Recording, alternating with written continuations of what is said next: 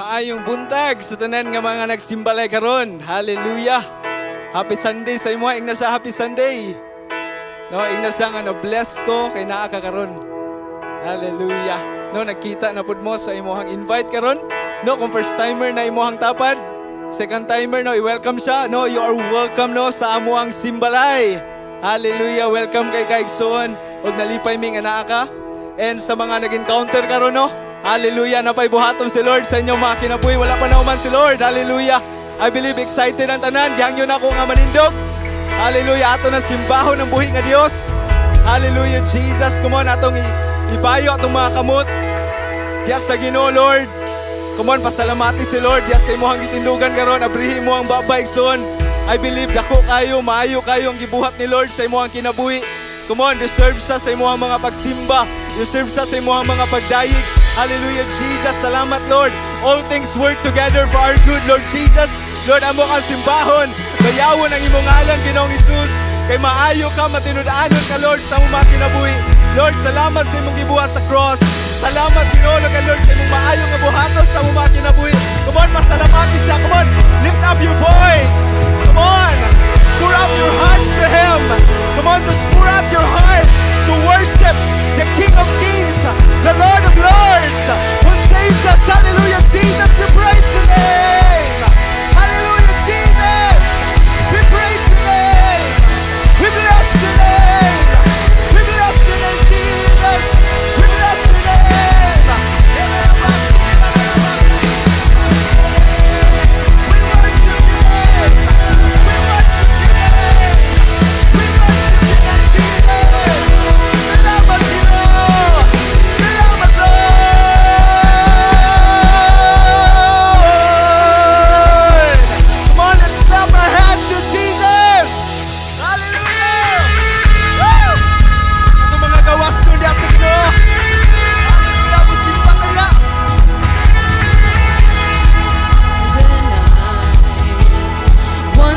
A place to hide this weary soul,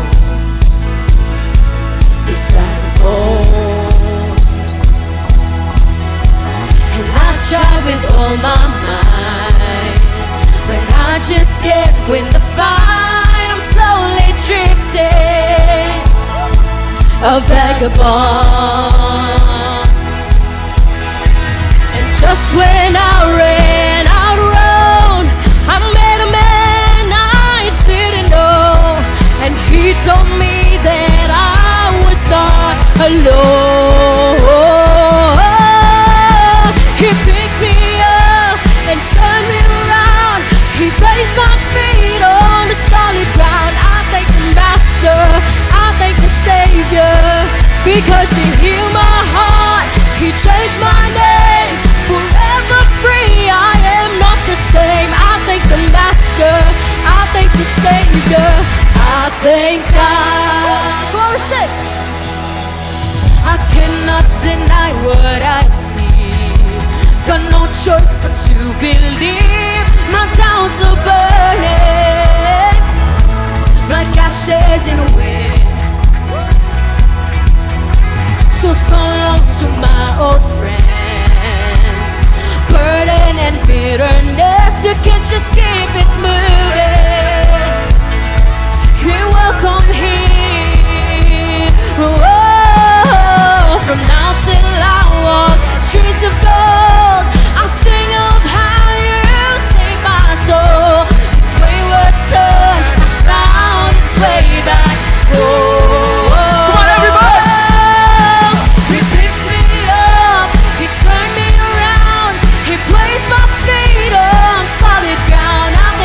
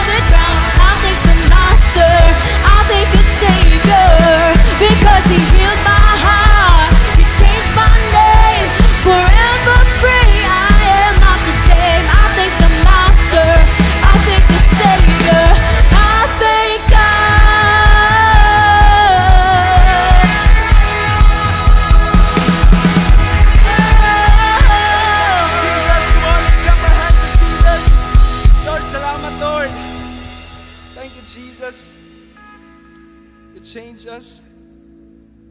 You transform us, Lord. Thank you, Lord, for your blood. Hallelujah, Jesus. We worship you.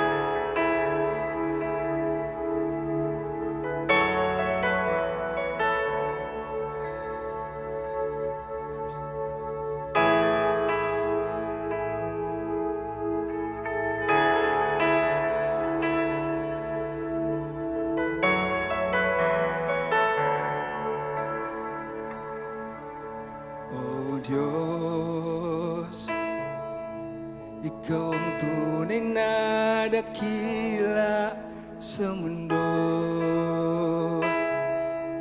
Ikaw ang haring nagmahal ng tulad ko.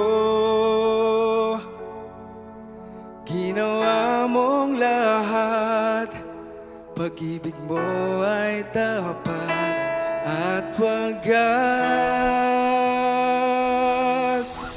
O Diyos, wala nang papantay sa kabutihan mo. Ang ngalan mo'y itataas sa buhay ko. Sundin ang loob mo, iparinig ang nais mo.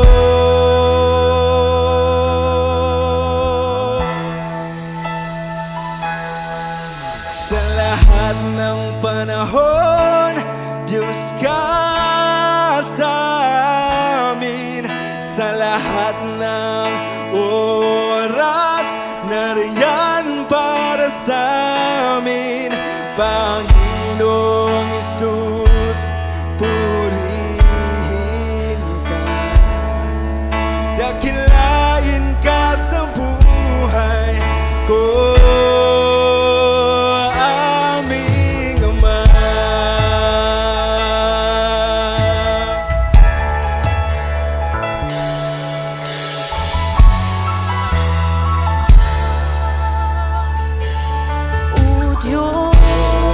Diyos, Wala nang papantay sa kabutihan mo. ang ngalan mo'y itaas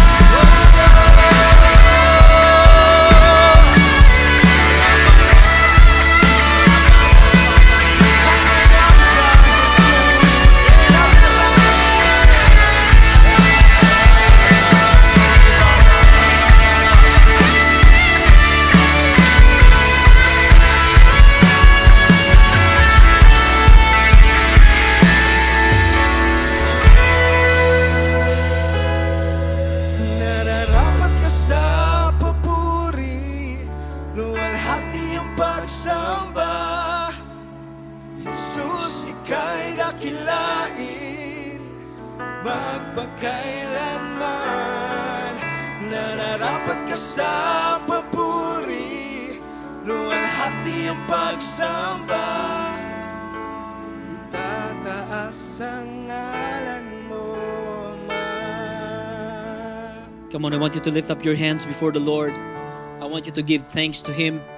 Pasalamati siya, angayan siya sa imuhang mga pagsimba. Nararapat siya sa lahat ng papuri because He is good and He is faithful.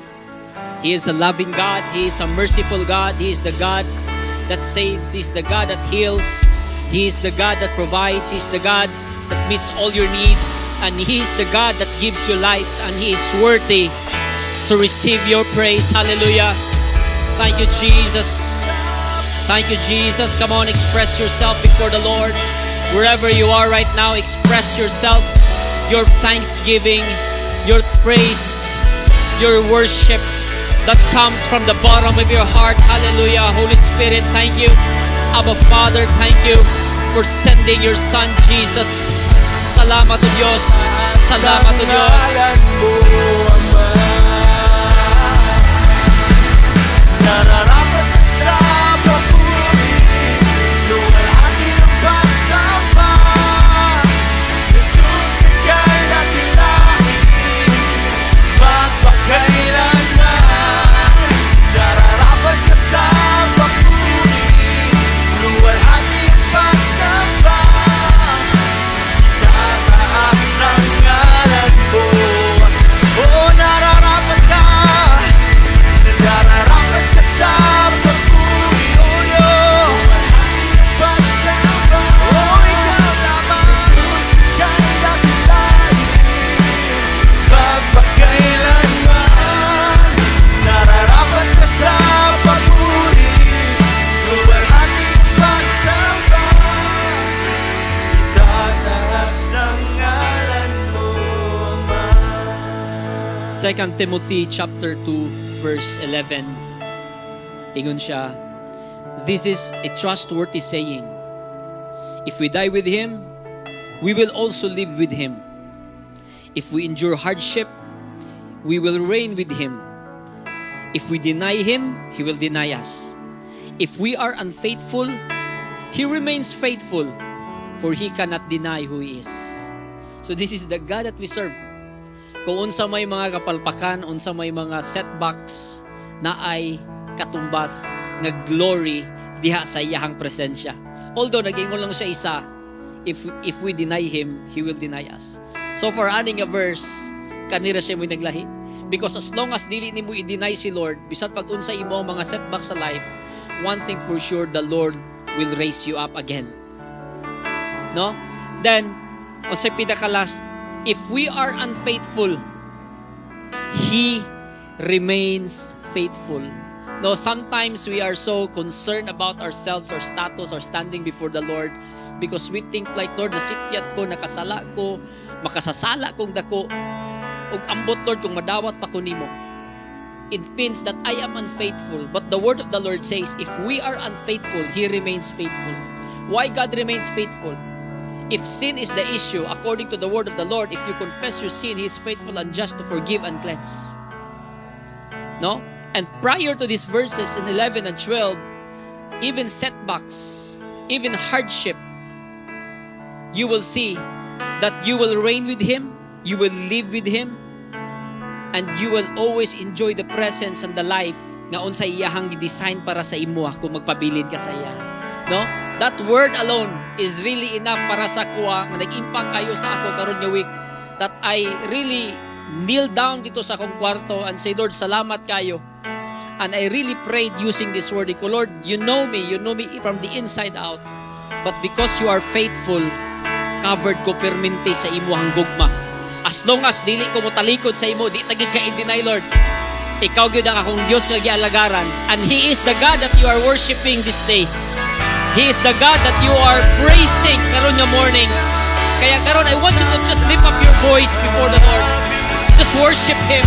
Jesus, Nararapat ka, O Diyos. nararapat ka sa papuri,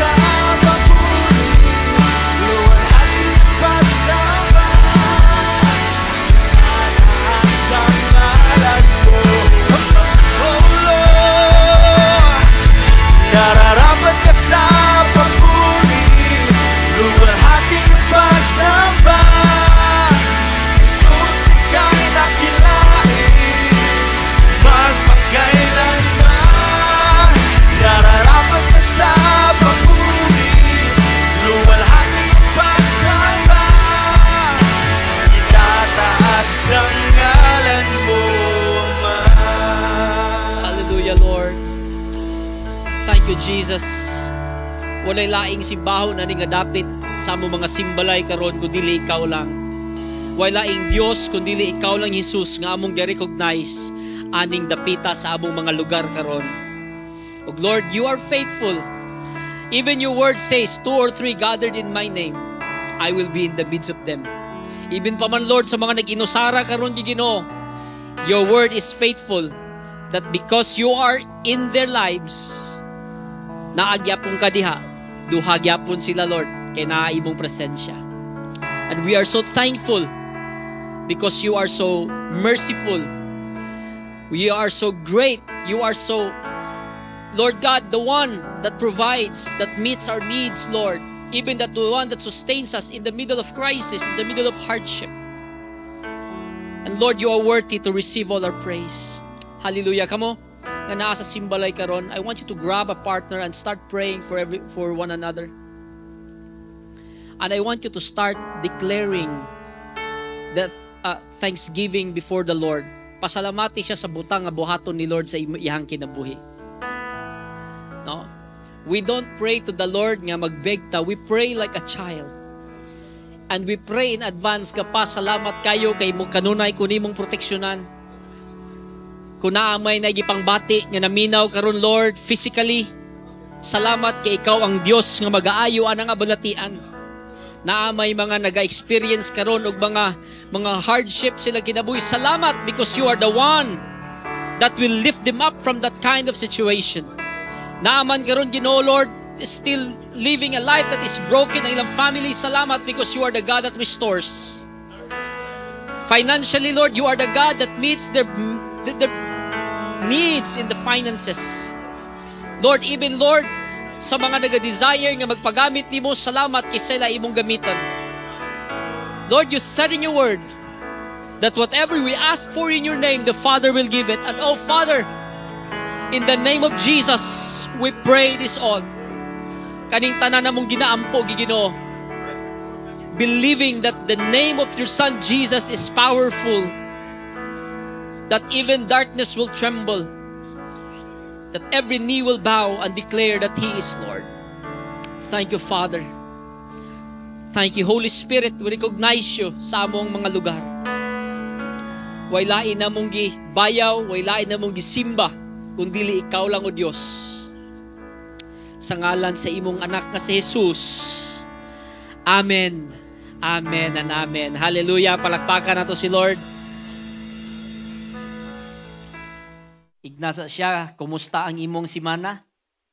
Ang uban, mga naka-encounter bago. And i-congratulate siya. Igna siya, congratulations. Kay karon naka-encounter na giga kay Lord, no?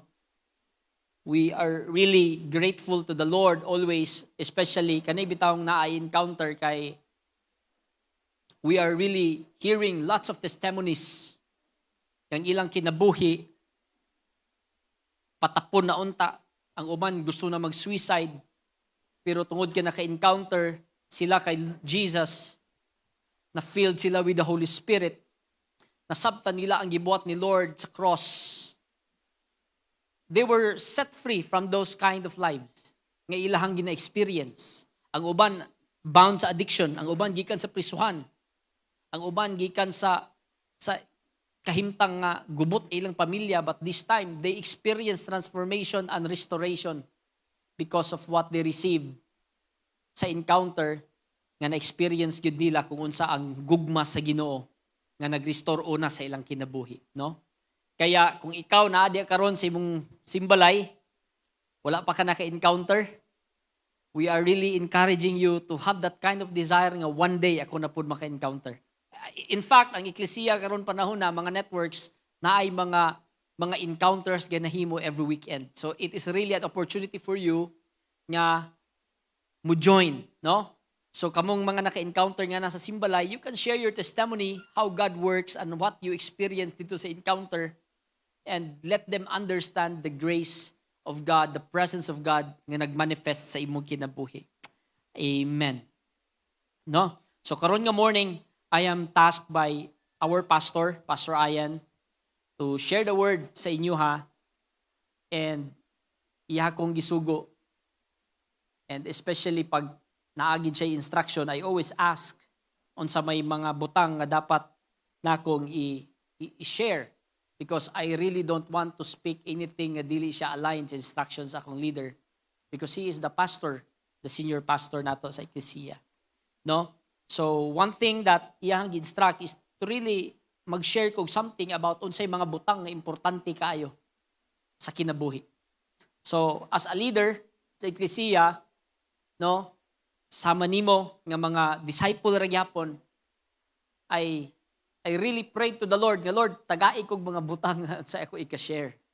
No? And God just simply led me to my devotional this week in 2 Timothy. No, kung naaman ta i-title karon nga morning, it must be focusing on what is important. Ina nimong tapat focus sa unsay importante. No? Let us pray. Father, we thank you, Lord, for this opportunity. We thank you because you are the God that uses people. And Lord God, we declare that, Lord, you will be glorified today as everyone hears, as everyone listens about your word. You will change their hearts, change their perspective in life, and Lord, change the direction of their heart to really trust in you. Lord God, trust in your word and engage in your presence o sa imuhang purpose. We declare and decree for the covering of the blood of Jesus to every one of us, that your message will not be snatched by an enemy, but this will, Lord God, be planted in our hearts. Every word that is heard to every single ears will be planted in their hearts, and it will grow according to your purpose. In Jesus' name we pray. Amen and amen. No? So, 2 Timothy chapter 3, verse 1. You should know this, Timothy, that in the last days, there will be difficult times. Ito nimong tapat, difficult times. No? So, for the past few weeks, we really witnessed a lot. Tama ba? Tanaw ta sa news, tanaw ta sa Facebook, social media, gubot dinhi, giyera dito, binumbahay dinhi, binumbahay dito. And we are really, kanang gitawag nga, affected. And we are experiencing risk and threats economically, of course, physically sa tua. Because whatever happens in the economy, it will eventually affect our physical. Pag magtaas ang mga presyo, maapektuhan ang atong physical, gutomon yun na. Malimitahan ang atong pagpalit-palit. Saka lang ganing ang krudo, gasolina, nimigaw ang dalan. Wanay ganahan mo lag-lag, nganuman. Mahal na gugayo, i-spare na lang ang pangtubil para mapalit sa bugas. No? So, kanang ang klase sa crisis na-experience nato karon, in fact, ongoing pagyapon, and because of these experiences that we witnessed, nga naa sulat sa Bible. No? And also, aning nga reason, aning nga season karon, we found ourselves being cornered. No? Kana bitong makita nato tong kaugalingon nga wala tay mahimo. It's simply because normal ra magud ta, dili kita ang leader sa nasod, dili kita wala tay voice when we speak to those leaders nga they can really make decisions to maybe stop the war or something to move economically. No? Wala tay mahimo ba? Pero you know what? Despite sa fact nga as ordinary people as we are, what tay mahimo globally, but personally, on the other hand, we can still do something. Amen? No? That's why, pila ka weeks na si Pastor Aya nagtudlo sa toa about preparations, about hardship, unsay naa ani nga crisis, no? Gitudloan ta niya ang Ginoo sa unsa si Lord ani nga panahon sa atohang mga sa atong generation karon nga naka-experience ani nga problema. No? Gitudloan ta on where to stand ourselves ani nga moment, ani nga season. No? And not just spiritual, not just in our moral, but also in the area also sa physical preparation. Because it is really written in the Bible nga there will be wars and rumors of wars. There will be famine. In fact, earthquakes, ni experience ng earthquakes. No? Da kung tanaw nimo, it is something that really shakes the world and even sa matag pamilya, labi na sa mga amahan, labi na sa mga breadwinner, nga what if mo taas ang tanan, unsa nalay mahitabo sa amuhang budget sa pamilya, unsa nalay mahitabo sa among pagkaon. No? That's why kita as a church, we also educate ourselves nga dili lang ta mo salig to what money can buy, but also we are being trained, no? Kita sa Ecclesia, last week lang, gitrain ta on how to utilize our ground, unsaon pagtanom, because it is something nga pwede ka dili mo palit, kay mo grow lang ka sa imuhang imuhang palibot. So that is what we are really kanang gitawag nga experiencing also the good side sa atohang mga gina-experience karon, no? But kung tanaw nimo aning kahimtang karon, is it really something that we need to be scared of? Siguro yes, generally, every one of us, mahadlok magyud ta. Naigubot din ni, pwede possible pag mo escalate pa ni wata kabalo asa paingon, wadi man ta ina ka expert pod para mo analyze ng mga butanga. But if you read the Bible, naa na gid sa diha. It is written and it is said by the Lord himself, si Jesus, that in the last days there will be terrible times. In the last days, there will be moments nga, ingon si Jesus mismo ni ingon, that there will be wars. Kung tanaw nimo Matthew chapter 24, verse 4 to 8. Tanaw nimo diha. Sa ingon niya, Jesus told them, don't be misled. For many will come in my name claiming I am the Messiah. They will deceive many. And you will hear of wars and threats of wars. But don't panic. Ignan mo tapad, don't panic. No? Don't panic. Yes, these things must take place. So kung giingon na ni Jesus nga don't panic, kumpiyansa ra tagamay. Makaingon na tag, dili ra day siguro ta mahadlok. Giingon Jesus, ayaw kataranta, no? Kung mabalaka man ganing ka, sige, kabalaka lang niya, pero ayaw lang kataranta, no? These things must take place. So sabi ni Lord, it must happen. These wars, this crisis must happen. But ingon siya, the end won't follow immediately. Inanay mong tapad, layo-layo pa day siguro gamay. No? So kung tanaw nimo, what is really happening currently, makakabala ka, but the question is this something that we must be scared of when it comes to talking about the last days? No? Pila kasi weeks na biyata sigig talk aning last days, no? Ibig ako natintal ako sigig paminaw anang eschatology teachings about the last days, no? No, kasi I also want to be informed, no? So kung tanaw nimo wars, famine, crisis, kung tanaw nimo in the Bible, it is really not actually the danger zone. O ba? Ang gubot dili daw danger zone according sa Bible. Pati ko si Jesus, it must take place. It will happen. Naigutom, yes, it will happen. Do binigutom walay mapalit. Ang giingon pag it is famine. So, when you have famine, it is not about lack of resources, but it is really about no resources. No?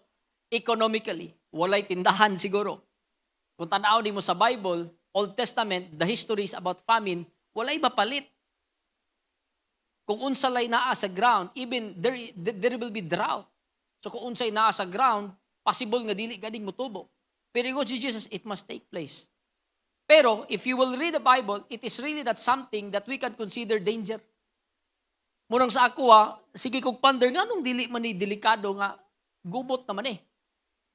Di ay na-realize nako that what is really dangerous is not what is happening globally. But what is dangerous in the last days is what will happen to everyone personally. Naba na sa Bible? Ato i-check. No? 2 Timothy chapter 3. Before ta mag 2 Timothy, let us go for Matthew 24, verse 37 to 39. No? Because crisis, wars, and famine must take place before the Son of Man will come, before Jesus will come again. No? So kung tanaw nimo ang pagbalik ra bagid ni Lord is not salvation. Sama sa iyang gibuhat 2,000 years ago, nga niani siya para maghatag og kaluwasan. But kung tanaw nimo sa Bible, ang pinakadelikado is ang pagbalik ni Lord tungod kay ang iyang ihatag is dili salvation kun dili judgment. Ina nimong tapad, andam na ba ka ana? So kung tanaw nimo muna siya ang atong i-consider nga danger zone. Hay, imbis magbalik ang Ginoo, danger na nun. Yes, because it is judgment. And according sa word of the Lord, you will be judged according to what you do. You will be judged. If you will go to the book of Revelation, He will reward or He will punish according to what you do. Kung tanong ni mo na, i-account tayo ni Lord. O, kumusta ka? Kumusta ang imong pagkatao sa kalibutan? Kumusta ang kinabuhi yung gipiyal? Ganun yun eh. Sabi no? Inana ang mahitabo. That's why, kung tanaw ni mo sa gigon ni Jesus, it must take place. Nga naman, it must take place. It's simply because for every believer to make it a warning nga Lord, we must be ready. Nga Lord, we must prepare. That Lord, I need to be serious diha sa imuha. Because nangahitabo na ning butanga. And according to the word nimo, hapit na gid ka mo balik. We may not know when, we may not know the times and the season, but we are certain that it will happen. No? Kaya kung tanaw nimo, what is really something nga ato makonsider nga bantayunon is not this war, but it is the coming of the Lord. Kaya kung tanaw nimo, ang iyahang pag-abot during sa war. Diba? Ang iyahang pag-abot, according din sa Matthew 24, that when the Son of Man returns, it will be like it was in Noah's day. In those days, before the flood, the people were enjoying banquets and parties and weddings right up to the time Noah entered the boat. So kung tanaw ni mo nga verse, the coming, no, must take place when everyone is in a normal life. Ingnan mo tapad, normal daw ang tanan. It means walay bantayunon. It means everything is peaceful. It means everything is well off. Everyone is well provided sa ilang mga table. Kasi marrying dili ni marrying nga magmininyo ay ha. Marrying ni mang sinadyaay ba, maglipay-lipay ba, Merry Christmas ba. No, everyone is living a life that is ordinary, that is really kanang contented sila. And ingon sa verse 39, no? Siya in those days, people didn't realize what was going to happen until the flood came and swept them all away. That is the way it will be when the Son of Man comes. So in connection to this verse, gidala ko ni Lord dito sa 2 Timothy chapter 3, no? Because everyone is well off. Everyone is okay. Everybody okay, di ba? That in sa 2 Timothy chapter 3, verse 1 to 5, ingon siya diri sa verse 1, you should know this, Timothy, that in the last days, there will be difficult times. Difficult times in the last days. And if you stop aning a verse, imo din siyang ma-judge, din sa atong kaka-experience ga wars, rumors of wars, earthquakes, and famines. Tama? But unsay gisumpay ni Timothy sa difficult times, unsa ang lisod nga mga panahon. Verse 2, for people will love only themselves and their money. Ignan mong tapad, oy, abi ko gubot ang difficult times. Abi ko ang difficult times, gutom, busog mo day ang tanan. Now, unsa pa giingon, they will be boastful and proud, scoffing at God, disobedient to their parents, and ungrateful. They will consider nothing sacred. In verse 3, they will be unloving and unforgiving. They will slander others and have no self-control. They will be cruel and hate what is good. They will betray their friends, be reckless, be puffed up with pride, and love pleasures rather than God. Sige daw, lingiya daw na imong tapad. asa may lisod ani. Kaning gubot o kaning pagpalangga nimo sa imong kaugalingon. No? Kay kung tan-aw nimo, this is really the result. This is really a hard time for every one of us that we must be careful. Ang unggoy na, niabot na tas unggoy. Dili na sila mahulog sa panahon sa bagyo. Ngano, aware man sila, magsigigid na sila kapyot. Kano sa man mahulog ang unggoy? Kanang ting siesta. Kanang panahon kamingaw ang tanan og lami iyang pagpiyong-piyong. Ignanay mong tapad mo'y ay katulog mo'y. Sa'yo pa. Di ba? Kung tanaw nimo, Paul is not referring to specific people. Paul is not referring to 1 or 2 or 3. And Paul is not even only referring to unbelievers, but he is referring to everyone who hears this word.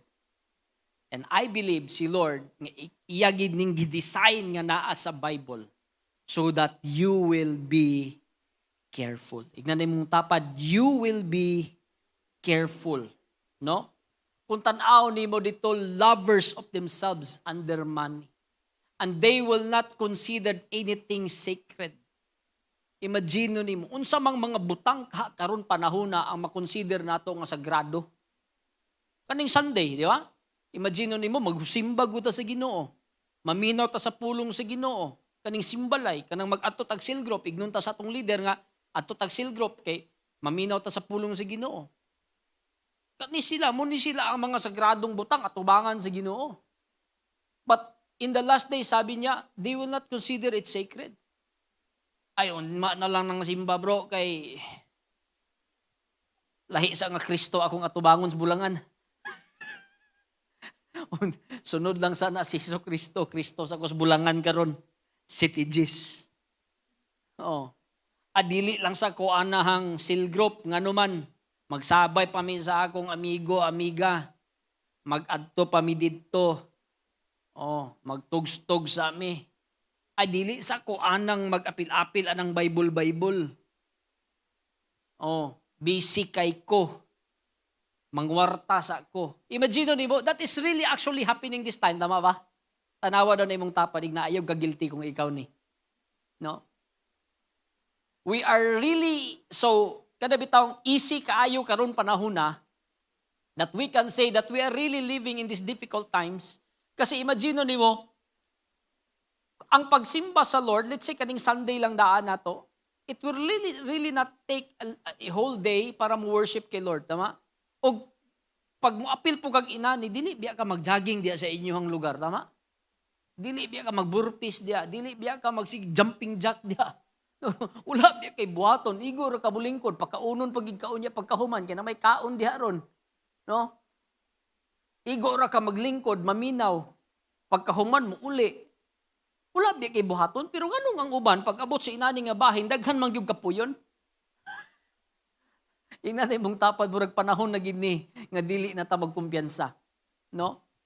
Ngano man gyud, kani pud ako napansin ba, ngano man gyud nga daghan man gyud kaayo akong gaka-experience nga kung naay problema, ang unang makulateral og mag-give up si Lord.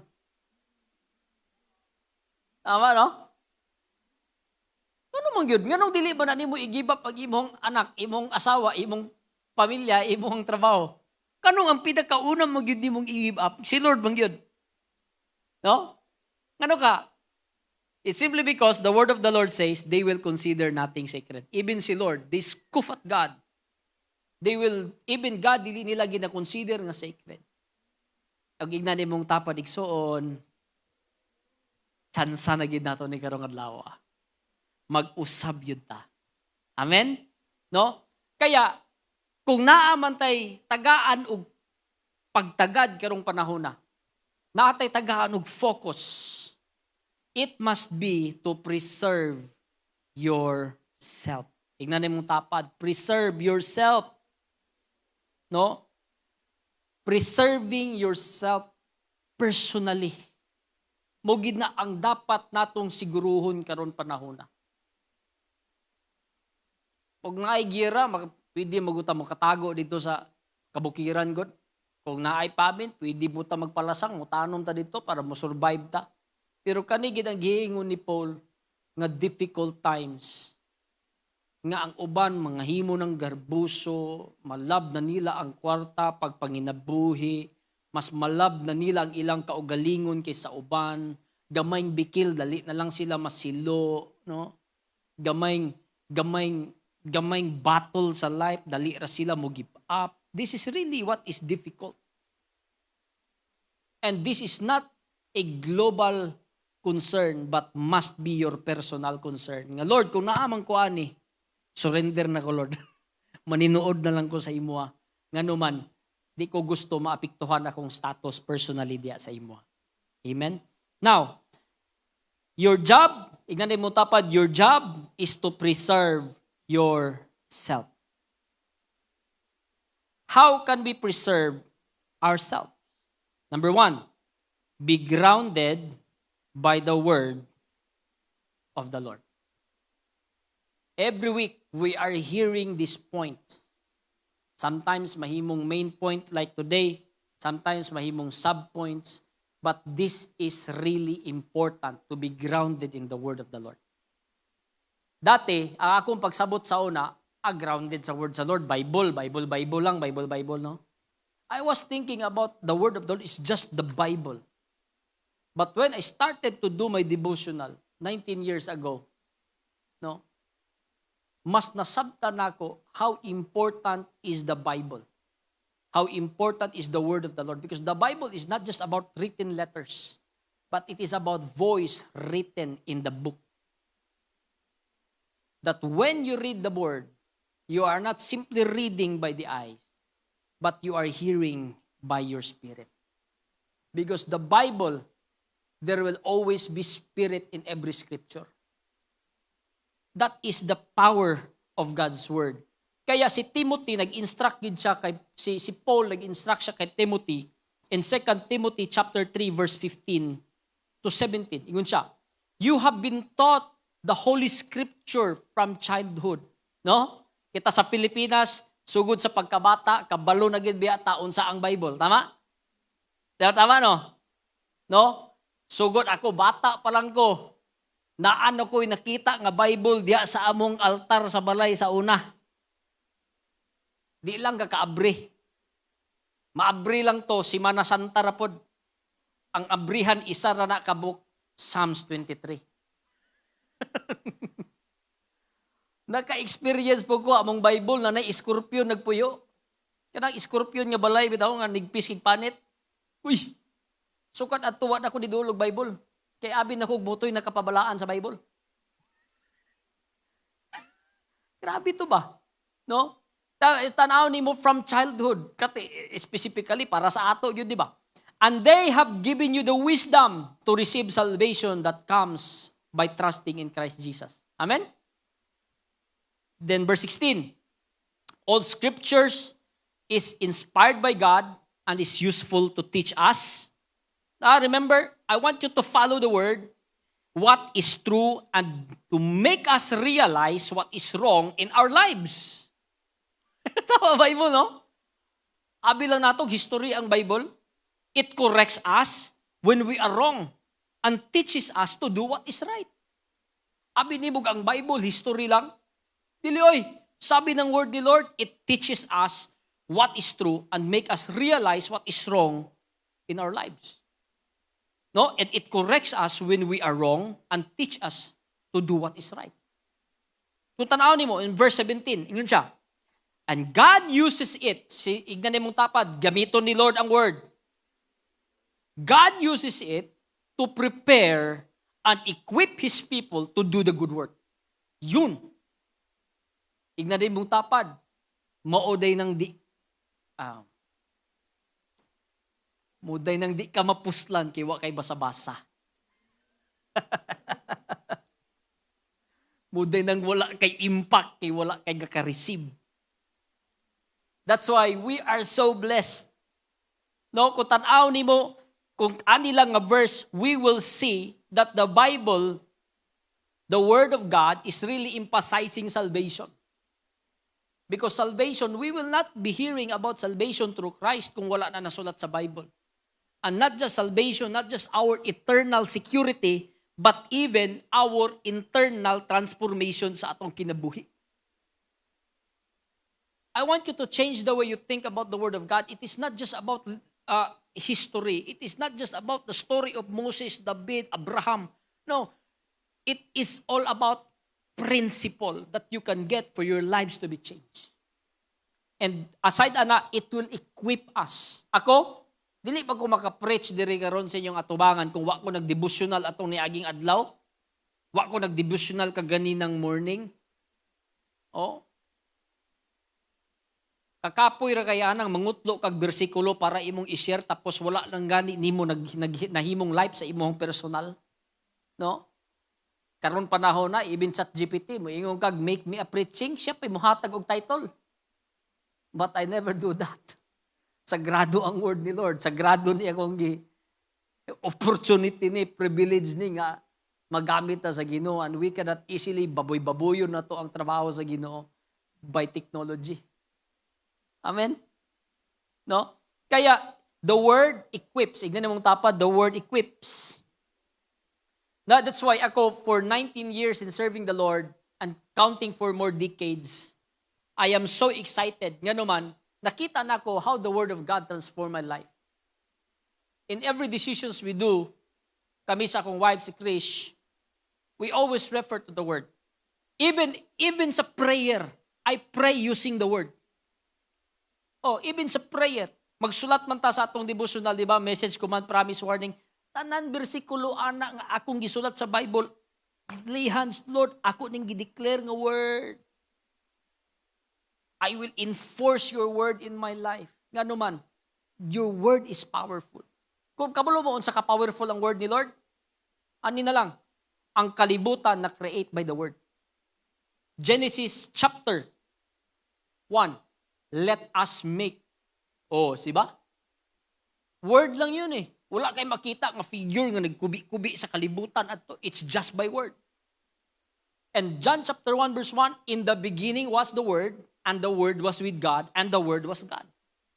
Oh, that's why when you read the Word of God, you are not just hearing or learning or studying scriptures, but you are personally hearing His voice. And that voice will make transformations in your life, and it will make something for your life. Amen? No? Kaya, sa atoa, in 2 Timothy chapter 4, verse 2, no? For us leaders, ako personally as a leader, mo gini ako hang ginabuhat, that being grounded by the Word is not just receiving the Word, it's not just absorbing the Word, but it is also about exposing the Word. That's why, ingon siya sa 2 Timothy 4 verse 2, preach the Word. Ignan mo tapad, preach the Word daw. Be prepared, whether in time, the time is favorable or not. No?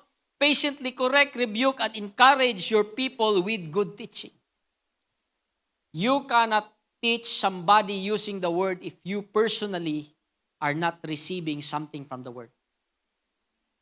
Amen? No?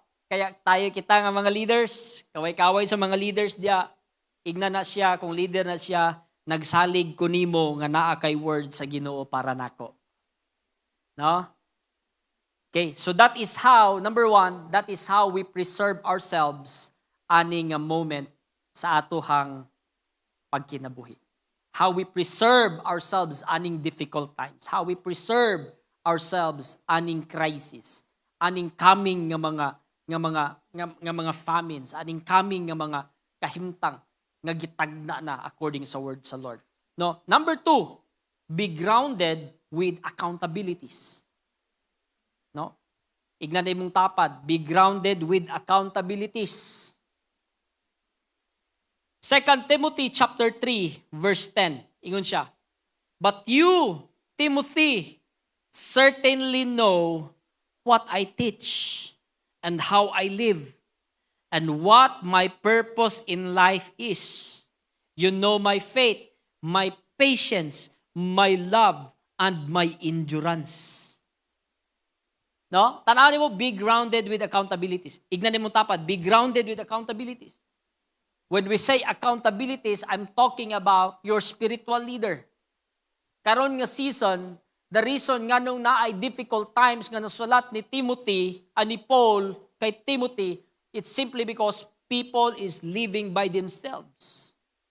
Kaya kung sabto nimo karon panahon na, if you live by yourself, you will always be right. Kung magpuyo lang ka sa imong kaugalingon lang, ako lang, I will always be right. Og tungod kay walay magbadlong sa kuha, that's why si Paul nakaingon, wala na ni sila yung mga humility. Garbuso na ni sila. Nga naman, feeling nila, tama na sila. Wala na mo correct. And my experience with being grounded with accountability is simple. Simple lang. Naay mo tanaw sa akong life. Naay mo pray sa ako. Ako ay have a leader. Na ako ay pastor, si Pastor Ayan, ang si Pastor Aching.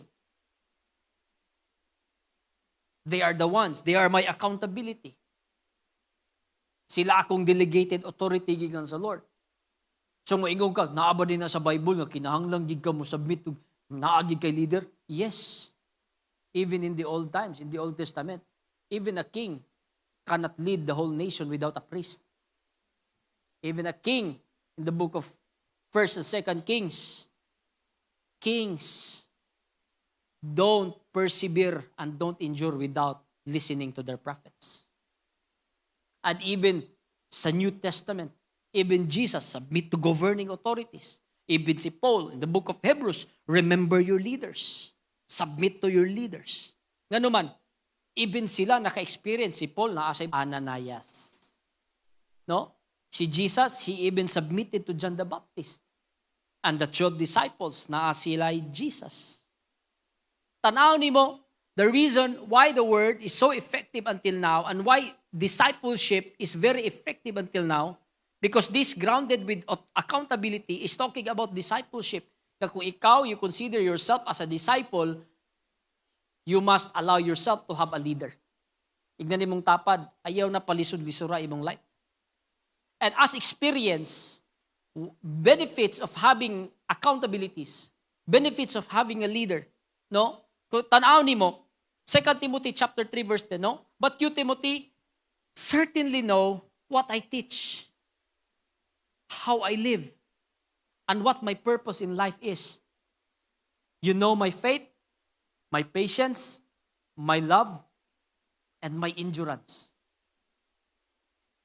One of the benefits that I experience of embracing the beauty of discipleship, kanilang yun, I have someone to look up. Na ako gina-look up. Kaya ako, I always look up sa akong leader. I always look up to my pastor. Sama sa giingon ni Paul, kabalo ka nako. No? Ang pinakakapoy karong panahon na kung mag-imbento pa kag mga pamaagi nga di ka kabalog sigurado bag dili. Mag-imbento pa kag batasan nga nagtuo kag okay dili di ay. Kay kung kitay pa imbintohon, tanan man natong gustong imbintohon, pabor man na pirmi sa ato. Di ba? Sumurag unfair na kayo, di ba? And because you thought that everything is okay, dili na ka mag-care kung unsay iingon sa uban.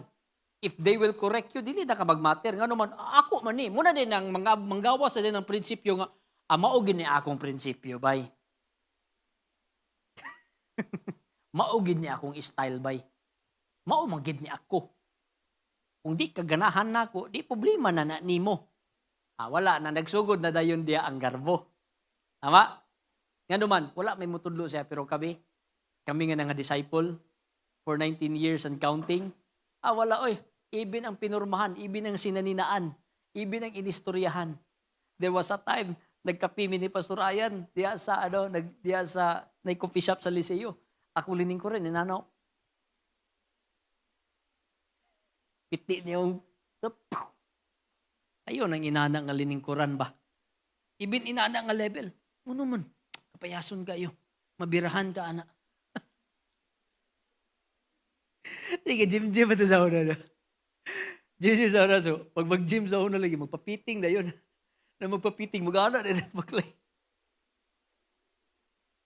Iya ko gawat-awaton. Ano awaton mo ni? Kapayason, bigigani mo. Mabirahan ka gani. Kasi may ulitaw pa biyata sa una. No. Yung mga minor kayo ng mga corrections. But karon, even in making decisions, always na ko gina-receive, ayaw make decisions out sa imong emotion. Ayaw himog decision out sa imong need. No? No? Then sometimes wingon siya, ako, inani akong ginabuhat.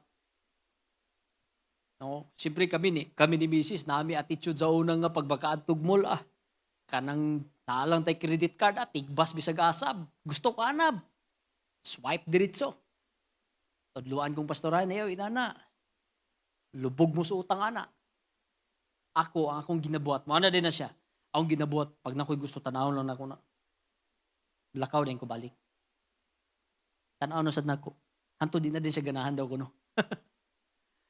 Di ba? So kung tanaw ni mo, this word, sa 2 Timothy, chapter 3, verse 10, is very effective. Yun siya, you know how I live. Kung wala kay ginatanaw, wala kay maawat. But you need to be careful kinsay imong ginalook up. You need to be careful kinsay imuhang ginapaminawan. Because not everyone who speaks best lives best. Apan giingon din, not all that glitters are gold. No? Karon panahon na, we are so bombarded sa Facebook, sa YouTube, sa social media with lots of social media influencers. Sweet kayong mga istorya. Paistoryahon ni mong leadership nga mga istorya. Latipak yung gayob, tumpak yung gayob, mga nindot kay mga punchlines, di ba? Ginakot din nato, tama? No? Nindot kayo bay, kuyaw kayo. Mga reels pa imo nga bagsakan sa istorya, kuyaw kayo. Pat ako, di naging ko pa ilan, anak. Ano man, dili kayo ko ma-influence sa inana nga style. Ano man, they are not my accountability. I'm talking about you, di ba? Labi karon panahon na that technology is very open. Even karon si AI, kabalo na pud mo istorya nga murag tao. Murang di kita kumpiyansa. No? That's why it is very important to have accountability. It is really important to have a spiritual leader. Karon panahon na, ang 2 Timothy chapter 4 nga nag-talk siya about difficult times, katong mga characteristics sa usa ka tawo nga lovers of themselves, scoffing at God, and they will not consider anything sacred. Wala sila gini-consider sacred. Bunga man to siya, kay wala nag-disciple nila. Bunga man to siya nga natubuan sila garbo kay dili man sila mo humble down sa ilahang mga accountabilities. No?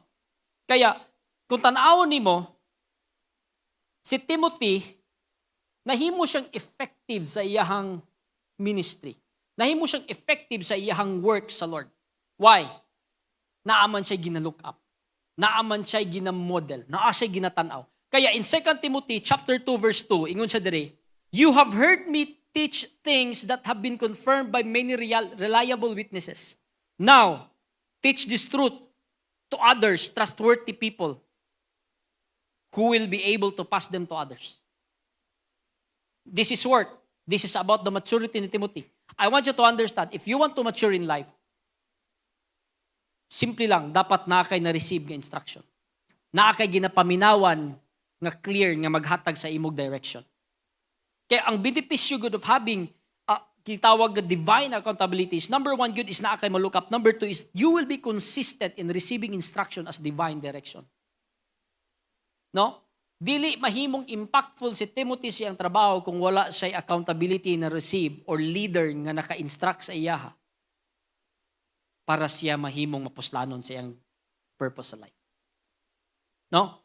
That's why one of the dangers kaayo ani nga time is ang 2 Timothy chapter 4 verse 3. Yung siya gingon nila dia. You have 2 Timothy chapter 4 verse 3. For a time is coming when people will no longer listen to sound and wholesome teaching. They will, listen to this, they will follow their own desires and will look for teachers who will tell them whatever their itching ears wants to hear. Ito na yun, di ba? Tanaw ni mo, the importance of having real, live accountability, the importance of being in discipleship. Simple lang, para ang imong madunggan, dili lang tong tanan gusto nimo. Kay kung muadto kag social media sa akong gigon pagaganina, tanan encouragement yung ihatag sa imo. Tanan principles to live a good life. Tanan principles to be prosperous. Tanan principles to be a better leader, quote unquote. Ihatag niya sa imo. And usa sa ako ang mga na-experience, some even believers ani nga panahon halos di na maminaw kung unsay gipiyal sa Lord sa ilang mga leader kay dito na lang sila nituo sa ilang kakakita sa YouTube ug sa mga video. O giignan ako akong disciple. Kung naamang ko i-consider nga pinaka the best nga preacher, naamang ko i-consider nga pinaka the best nga motivational speaker, dili nang makita nako nga mga high-paying speakers sa social media, kundi ang tao nga gigamit ni Lord para sa akong kinabuhi. Nganuman, wala lang sila nag-istorya sa ako og prinsipyo, but ilang giistorya sa ako is kung unsaon nga mausab ang akong kinabuhi. And dili lang ka naman dia, they are also the one, my pastor, my leaders. Wala lang siya naghatag og mga nindot nga pulong, mga advices, mga approvals, but he also prays for me in times of my troubles. And he rejoiced with me in times of my marrying. Nagauban siya sa journey forming me to become somebody nga magamit ko sa Ginoo. So that kung matubang ko sa Ginoo, pohon yung mga tubang mo kitang tanan, we can always say, may kani ni follow ko sa unsay giingon sa Bible nga submit to your leader. Amen? Ingnan nimong tapad, preserve yourself. Lastly, sabi, be grounded in the Word. 2 Timothy chapter 2, verse 15. Work hard. Ingnan mong tapad, work hard. So you can present yourself to God and receive His approval. Be a good worker. Ingnan mong tapad, be a good worker. The one who does not need to be ashamed and who correctly explains the word of truth. Sa itong number 1 kaganina, be grounded by the Word, be grounded by accountabilities, and be grounded in the Word. Because there is a Word, there is a leader, there is discipleship, makorek imong life, somebody will enforce the Word of the Lord sa imong life, and when it is enforced, you are now grown to maturity, that you will become a worker in the kingdom of the Lord. No? Akong pagsabot aning grounded in the Word, dati, kana bitawng, kung muingon taog, mga lagad ko kay Lord. Di ba? Kasagara sa inyo, pag bakadugod ang word, mga lagad kay Lord. Atong pasabot do, kada murag naarag kita sa simbahan. Dili na tamang warta, kay mag-focus ra gyud ta diha sa pag-serve kay Lord. Tama? Inana yapon inyo diha experience, no? Kamo sa simbalay. Ang atong pagsabot is, para nga makawali ko sa pulong sa Ginoo, kinahanglan ko mag-enroll og pila ka tuig sa seminaryo. Naku, dili ra bagid ko inana. Leader ako, kapwa ako leader ninyo, kapwa ako sibilyan, nagwali sa pulong sa Ginoo. I was thinking nga dapat magpuyo ra gid kag usa ka lugar nga isolated, mugawas lang din ka, tapos magsanina kag specific nga sanina para ma-recognize ka nga alagad ka sa Lord. You know what? As I journey my Christian life, na-realize na ako nga, dili di ay. Ngano?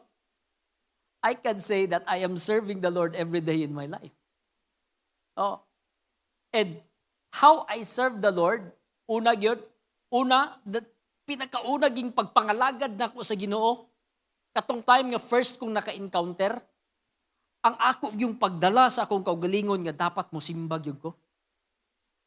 Nga naman, para ako mutubo ko spiritually. Dapat kung muingon akong leader, mag-seal group ta, muadtog yun ko. this is my first level of serving the Lord by allowing myself to commit kung unsay makapatubo sa ako. And then, gradually, nag-grow. Nag-win kong isa ka tao, nag-atiman kong isa, gi-invite na ko siya, ginashira na ko sa word. I'm not that expert in the word of the Lord, in the Bible, but kung unsa lay gisulat na ko sa akong devotional that day, mura po ng ako hang ginashare. Nagsugod dito. And eventually, nahimong isa ka boarding house. Anton, the passion is really burning, mag-evangelize na sa gawas. And now, I'm building leaders to really serve the Lord in good times and bad. Kaya katanaw ni mo, no? Katanaw ni mo, ang giingon sa word ni Lord, 2 Timothy chapter 2 verse 15. Work hard so that you can present yourself to God. Una, present yourself. Yan na ito makita that we present ourselves to God. That is how we work hard. First, kamong mga bagong naka-encounter and receive His approval. How come na-approval si Lord? Simple lang. Your testimony, your consistency, your commitment, that determines the approval of God. Alangan man karon mo ingon kag mangalagad ta sa Ginoo tapos ikaw bisyoso kay ka. Ang alangan man karon musimba ta sa Ginoo og Domingo tapos ikaw wala ka diya sa imong simbalay. No? So your commitment, your consistency defines the approval of God in your life. And kung tanaw nimo in 1 Corinthians chapter 15 verse 58. Tanawa. So, my dear brothers and sisters, be strong and immovable. Always, ingnan mo tapad, always work enthusiastically. Madasigon. Excited kanunay. For you know that nothing you do for the Lord is ever useless. Praise God. No? Oh, this year, grabe yun. Na-fail ko last week. Kaya katong pag January yun, Lord, nagpray ko sa Lord. Anytime nga na instruction to share your word, dili gid ako na-miss. Grabe yun. Dabi last week na hospital mo, gisugo kong pastor. Na hospital man ko. Nagrepent ko eh. Ang pagka-hospital kay tinuyuan pagid nga sakit. No? Iko Lord, sorry kayo, mura kinahanglan ako mag-evaluate yun. Kinahanglan ko mas mag-amping para pag naay opportunity to express my commitment, I can easily express it sa imo. No? Ganong inani ang akohang way of committing myself to the Lord. Because sabi ng word ni Lord, nothing that you do for the Lord is ever useless. Now, masabtan na ito ni. Ang pagpangalagad sa Ginoo or serving the Lord or being grounded in the work of the Lord is not about adding a priority. Okay? Usay magod ay madugangan ang akong activity ani ba? Madugangan na po ng akuhang mga schedule ani ba? Unsa din mo mga schedule di ay presidential? Madugangan na po ng akuhang mga kabisi ani. Para sa kuha, serving the Lord is not about adding priorities. It's about anchoring yourself to what is eternal. Kaya ingon si Lord, ingon sa pulong sa Ginoo, using Paul, ayaw focus to what is seen, but focus to what is unseen. Because what is unseen is eternal. Kung ang imong makita sa palibot, maghatag og reward physically, nga makita ra pud nimo materially, how much more when you do the work eternally, eternal pud ang reward. No? Kaya para sa kwa, why I stay myself grounded in the work? Una gid sa tanan, to be spiritually stable. Kung wala ko nangalagad sa Lord, kung wala ko ni commit nga Lord, magkinaunsa man unsay kalihukan para sa imo akong dutduton, dili ko mahimong spiritually stable.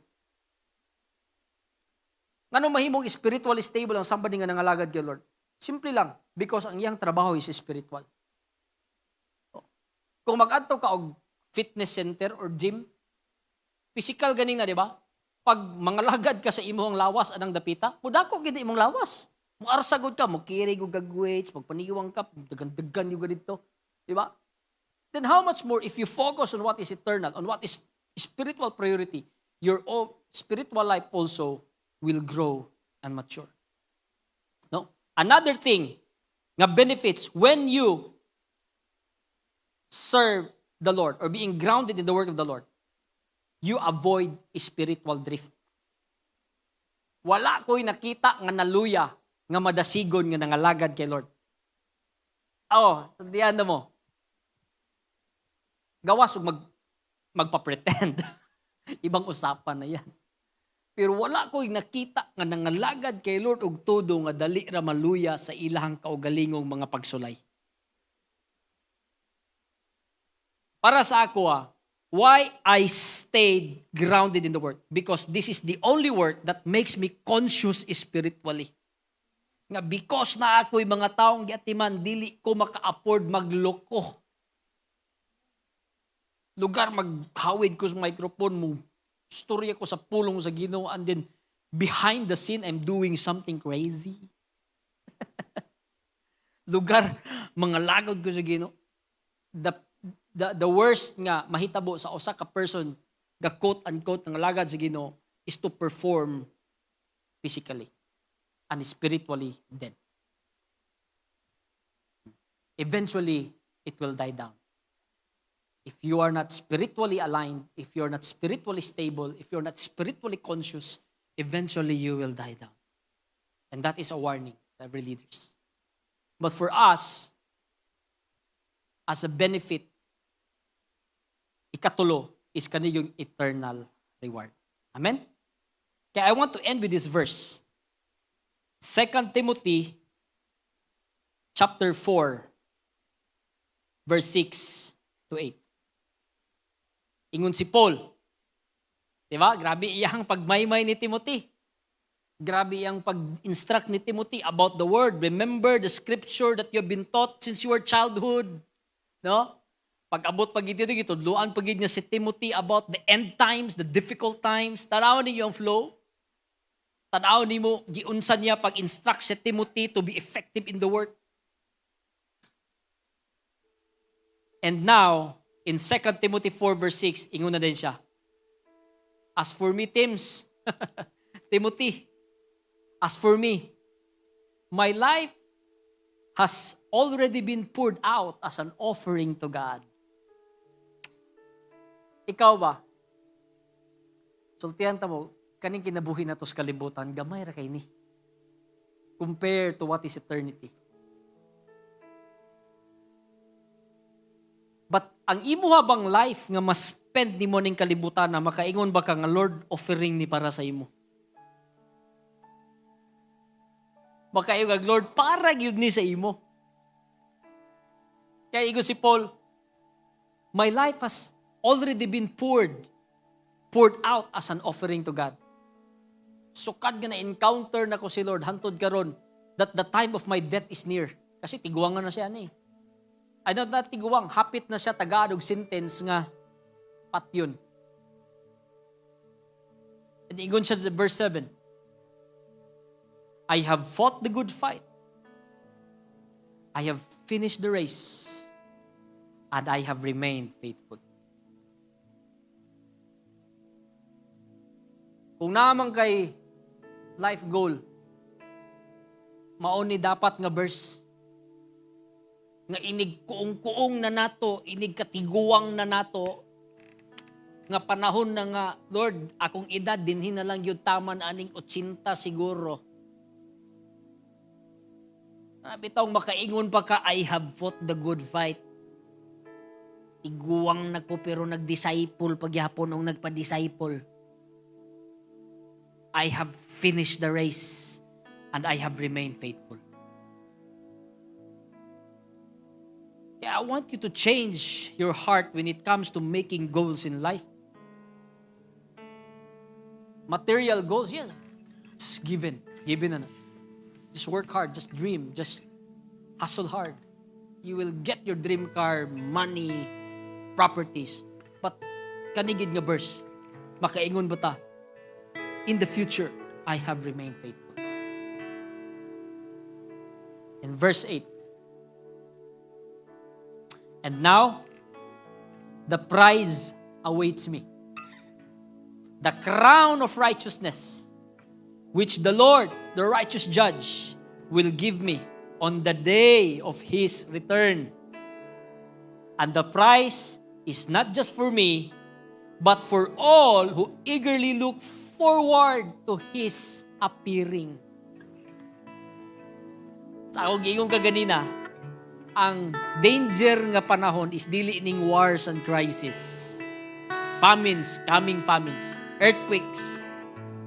What we must consider danger is the coming of the Lord, because either He will give us the consequence kung magpadayon tagbinuang as what Timothy chapter 4 is speaking, or we will remain faithful nga sa iyang pagbalik, sa gingon niya, the price will be given.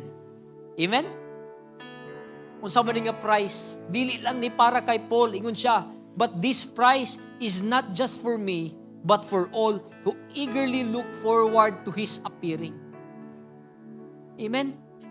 Consider na natin nga moment karon. We're just preparing ourselves. But what really matters is you preserve yourself by being grounded by the Word, by being aligned to your accountabilities, being a disciple, being under discipleship, and being grounded by the Word. Simple lang, unsaon nimo pagtrabaho, una, imong kaugalingon dala sa Lord, be faithful, and kadua, start bringing other people back to the Lord. And by that, sabi ng word ni Lord, there will be a price. And it's going to be a crown of righteousness. Patakabaloon sa nga crown.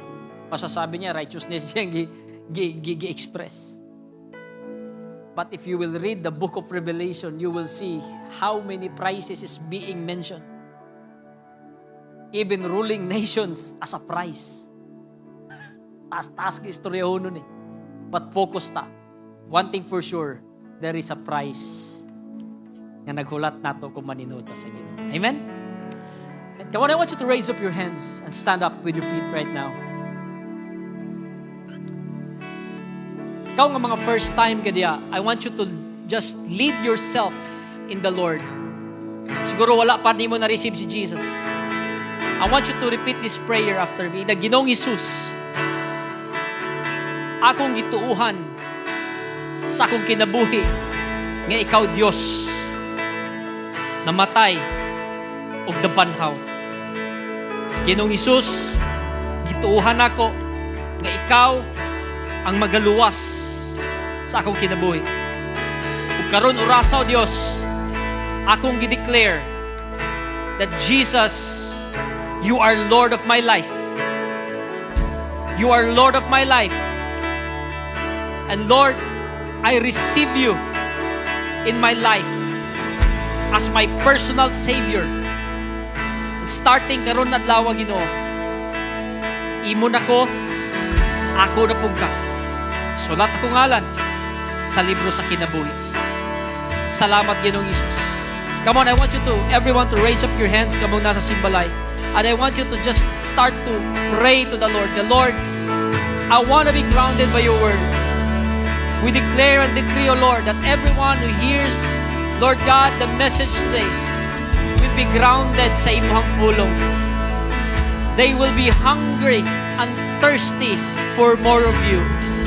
They will be excited, Lord, to receive your word, not just to read, but to receive revelation from it. That your word will bring salvation, that your word will bring transformation, that your word will equip everyone that reads for us to be effective in our calling. And Lord, I pray and declare that everyone nga nasa mga simbalay karon o Dios, mahimo silang grounded with accountabilities. Just Lord, just you Jesus submitted to the process. Lord God, so as my brothers, my sisters submit themselves to their accountabilities, to their selves, to their leaders, to their spiritual, Lord God, leaders. And I declare that there will be humility sa ilang mga kasing-kasing, that they will be formed, that they will be taught, that they will be corrected, Lord God, in the name of Jesus. And Lord, I declare, Lord, matag-usangan na diri karon sa Simbalay, Lord, mahimo silang grounded sa pagpangalagad yun nimo. And I pray, Lord, yes, Lord, matag sa mahimong faithful, that when our times come sa imong pagbalik, we can say that I have remained faithful, Lord. We fought the good fight.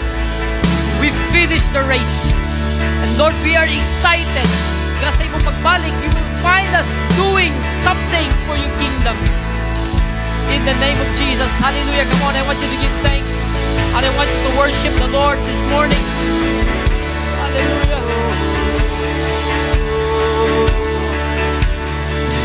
Now we run to you,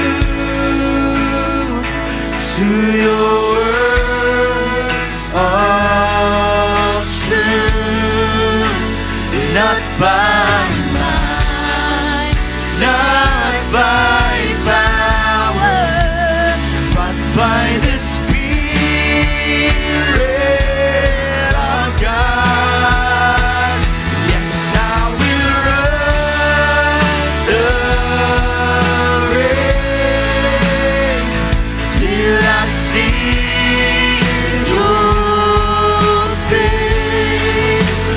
Oh, let me live in the glory of your grace. Yes, I will run.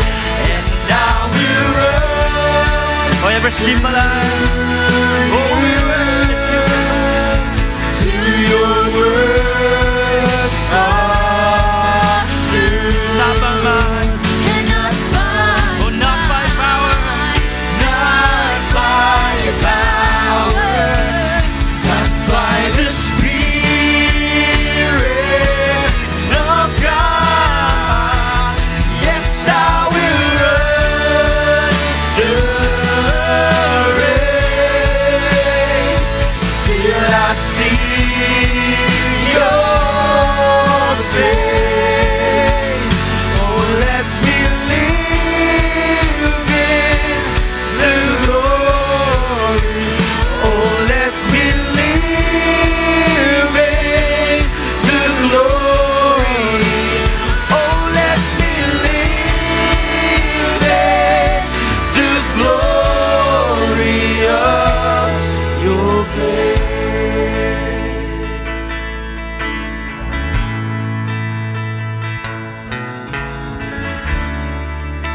Father in heaven, we thank you, Lord, for today. We thank you for your word. And as we receive your word, we'll continue to apply it, O Lord. We will prepare, O God, and be grounded, O God, in your word. We submit ourselves to discipleship and will continue to do the work. As you said in your word, O God, and you will come. Thank you for your faithfulness. And thank you for your word today. In Jesus' name we pray. Amen and amen. Pwede ba nato pakpakan si Lord? Wherever you are, sa Simbalay. Amen. Makapanglingkod, no? Kadali. We are so blessed this morning, no, with the Word of God. Ing nasa imong tapad, be, you have to preserve yourself. No? Ang pingi, no? Tipigi imong kaugalingon. Amen? So we need to be grounded by the Word of the Lord. Importante ka ang pulong sa Ginoo. And importante kaayo nga naagid tayo na yung mga accountable people sa to ang kinabuhi. Amen? E na imong tapad kinsa imong kuan, kinsa imong gina-follow. Amen? And ikatulo is we need to be grounded grounded in the work. No, karon nga mga time nga nata sa crisis, importante kaayo nga naataga lihok ga trabaho sa kingdom sa Ginoo. Amen? Also, this morning we need to prepare ourselves in the area of our finances. Ina mong tapad finances. Amen? No, kisa may nabalakan na diri, no, crisis na, daghang mga kahimtang bayronon, daghang mga butang nga dapat i-priority. But God is reminding us this morning in the area of our finances with this word. Let me share Matthew 6:31-33 in NLT.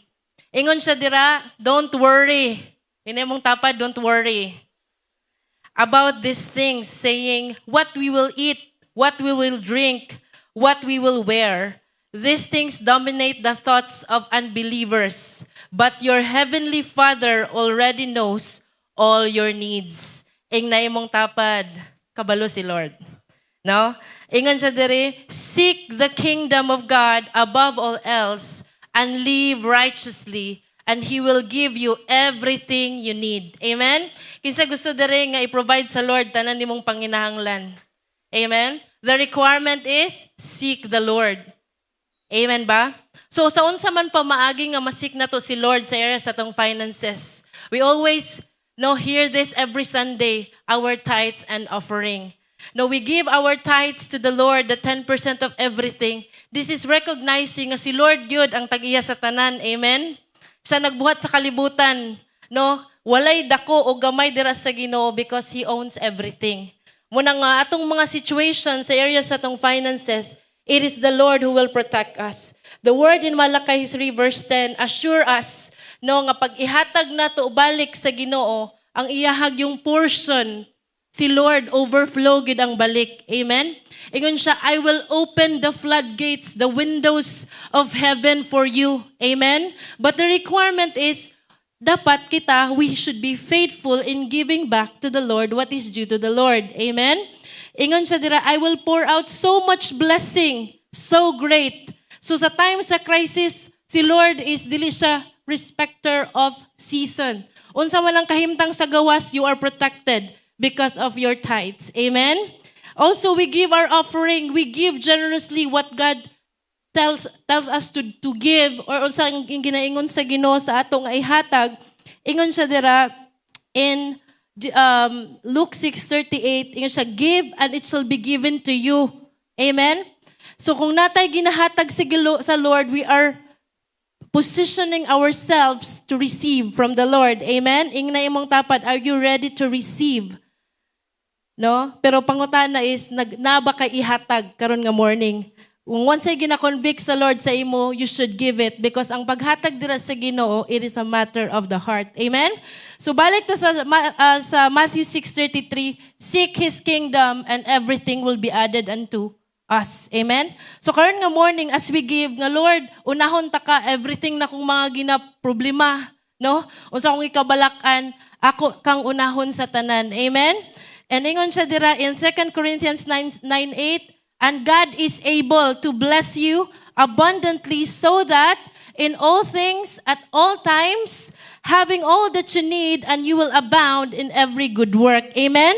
So karon nga mga time sa crisis, unsay pinaka-importante atong i-prepare is atong faithfulness in giving our tithes and offering. Magkinaunsa man ang season, ang economy sa Pilipinas, sa tibok kalibutan, dapat dili matandog atong paghatag dira sa Ginoo. Amen? Are we ready to give this morning? Come on, let's stand on our feet and let's give. Natay sibot sa tong mga simbalay, sa mga encounter places. We also have our GCash and bank account, even QR codes flashed on the screen. As we give, let us pray, and let us declare blessing that God is really our security in this time of crisis. As we give to the Lord is our security. Father, we thank you, God, as we give this morning, as we declare your blessing, favor, Lord, and abundance, Lord, as we give, Lord, our tithes, as we obey, Lord, in giving you your portion, O God. Lord, salamat, O God, that our income is protected by your precious blood. Salamat, Ginoo, O God, that as we give, Lord, everything, O God, Lord, will be open, Lord, sa mong life. Lord, new opportunities, new transactions, new clients, favor, open heaven in the name of Jesus. And salamat, Lord, for every generous heart that will give. I will pray, Lord, that every seed assignment, Lord, will be given to them. They will reap the harvest, Lord, of what they saw this morning. Even salvation to their family. Lord, favor in every transactions, Lord. Salamat, Father God. Lord, sa tanan paghatag, Lord, karon nga morning, you will be honored, be glorified, Lord. Protect our finances. And even, Lord, at this time of crisis, we are protected, Lord, by our faithfulness in giving to you, Lord, what is due to you, O God. Lord, mahimaya ka Ginoo sa mong paghatag. In Jesus' name we pray. Amen and amen.